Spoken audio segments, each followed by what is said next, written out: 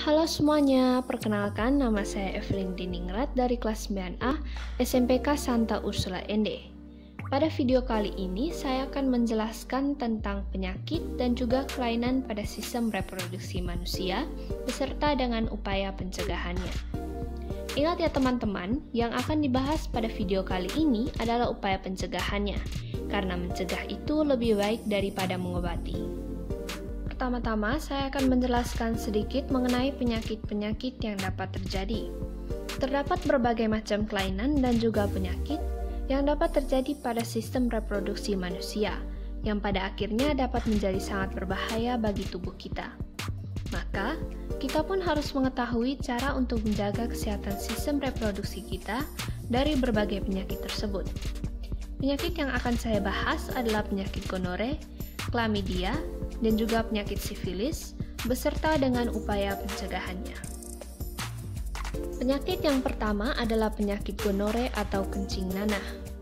Gonore adalah penyakit yang disebabkan oleh bakteri Neisseria gonorrhoeae yang dapat menular melalui berhubungan intim. Pada gambar di samping, teman-teman dapat melihat contoh bakteri Neisseria gonorrhoeae. Gejala utama gonore yang muncul pada pria adalah keluarnya nanah dari penis dan rasa sakit saat buang air kecil. Sedangkan pada wanita, gonore seringkali tidak menimbulkan gejala-gejala selain dari terdapatnya keputihan berwarna kuning hijau. Seorang bayi juga dapat terkena penyakit gonore akibat tertular dari ibunya selama proses persalinan. Nah, bayi yang terkena gonore ini akan mengalami keluhan pada bagian mata, seperti dapat terjadinya kebutaan. Gonore merupakan salah satu penyakit kelamin yang sangat umum.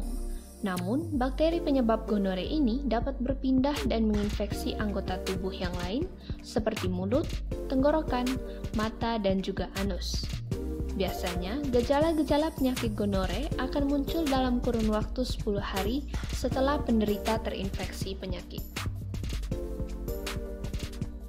Setelah penyakit gonore, terdapat penyakit klamidia, yaitu penyakit yang disebabkan oleh bakteri Chlamydia trachomatis yang dapat menyebar melalui cairan pada organ kelamin.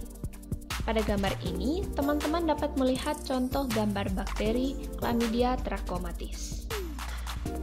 Pada pria, klamidia dapat menyerang saluran dalam penis atau uretra, sedangkan pada wanita, klamidia dapat terjadi pada bagian panggul. Klamidia biasanya tidak menimbulkan gejala, namun penyakit sudah dapat ditularkan kepada orang lain. Dan apabila terdapat gejala, biasanya gejala tersebut bermuncul sekitar 1-3 minggu setelah penderita terinfeksi.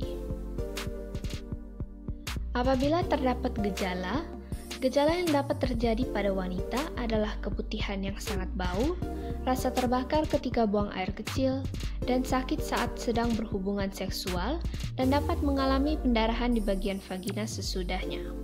Dan untuk para pria, gejala klamidia yang dapat terjadi adalah keluarnya cairan dari penis, luka di penis terasa gatal atau terbakar, rasa terbakar ketika buang air kecil, dan rasa sakit atau bengkak pada salah satu atau kedua buah zakar. Setelah penyakit klamidia, penyakit yang terakhir adalah penyakit sifilis atau raja singa. Sifilis adalah penyakit yang disebabkan oleh infeksi bakteri Treponema pallidum yang menyebar melalui hubungan seksual dengan penderita sifilis. Pada gambar ini, teman-teman dapat melihat gambar bakteri Treponema pallidum. Gejala sifilis diawali dengan munculnya luka yang tidak terasa sakit pada bagian kelamin, mulut, atau dubur. Pada gambar yang kedua ini, teman-teman dapat melihat salah satu contoh gejala sifilis, yaitu terjadinya luka pada bagian mulut. Sedangkan luka yang terjadi pada area kelamin seringkali tidak terlihat dan tidak terasa sakit, sehingga tidak disadari oleh penderitanya. Namun, infeksi sudah dapat ditularkan kepada orang lain. Pada wanita hamil, infeksi juga sangat berbahaya karena dapat menyebabkan kondisi janin yang tidak normal, dan bahkan dapat berujung pada kematian janin. Gejala sifilis ini digolongkan sesuai dengan tahapan perkembangan penyakitnya, antara lain sifilis primer yang ditandai dengan luka di tempat bakteri masuk, sifilis sekunder yang ditandai dengan munculnya ruam pada tubuh, sifilis laten yang tidak menimbulkan gejala, namun bakteri sudah berada di dalam tubuh penderita. Dan yang terakhir adalah sifilis tersier yang menyebabkan kerusakan organ tubuh yang lain seperti otak, saraf, atau jantung. Setelah menjelaskan mengenai penyakit-penyakit yang dapat terjadi, sekarang kita akan melihat upaya pencegahan yang dapat dilakukan. Antara lain yang pertama, dengan melakukan tes screening untuk penyakit-penyakit yang dapat terjadi pada sistem reproduksi kita. Yang kedua, menjaga kebersihan organ reproduksi bagian luar dengan cara menggunakan handuk yang bersih, tidak lembab, dan juga tidak berbau. Yang ketiga, mengonsumsi makanan yang higienis dan bernutrisi, serta bebas racun dan bahan kimia yang berbahaya. Yang keempat, tidak mengenakan celana yang terlalu ketat karena dapat menyebabkan peradangan pada organ reproduksi.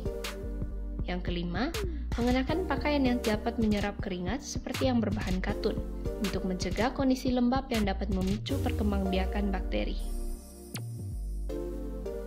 Yang keenam, dengan menghindari pernikahan dini, karena dianjurkan untuk menikah saat usia dewasa dengan beralasan diharapkan sudah terjadi kematangan fisik dan juga kematangan psikologi.